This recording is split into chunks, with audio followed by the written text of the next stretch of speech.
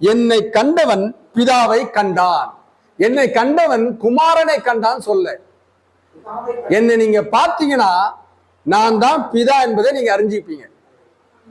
என்னை கண்டவன் பிதாவையே கண்டான். வார்த்தையை கண்டவன் வார்த்தையில் இருக்கிற ஆவியானவரை கண்டான்.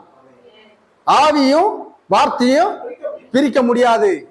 மரியாள் பரிசுத்தாவியினாலதான் கர்ப்பவதியானார்கள்.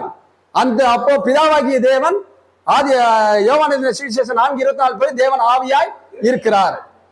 கர்த்தரே ஆவியானவர் என்று கொரிந்தியர்ல வாசிக்கிறோம். பவுல் எழுதுறாரு, கர்த்தரே தான் ஆவியானவர். நீங்க எந்த கர்த்தரை தேவனாக பிதாவாக கொண்டிருக்கிறோ அவர் தான் ஆவியானவர். அல்லேலூயா. இங்க சொல்றாரு, அதற்கு இயேசு பிலிப்புவே, இவ்வளவு காலம் நான் உங்களுடனே கூட இருந்தும் இனி என்னை அறியவில்லையா? என்னை கண்டவன் பிதாவை கண்டான். அப்படி இருக்க பிதாவை எங்களுக்கு காண்பியும் என்று நீ எப்படி சொல்லுகிறாய்?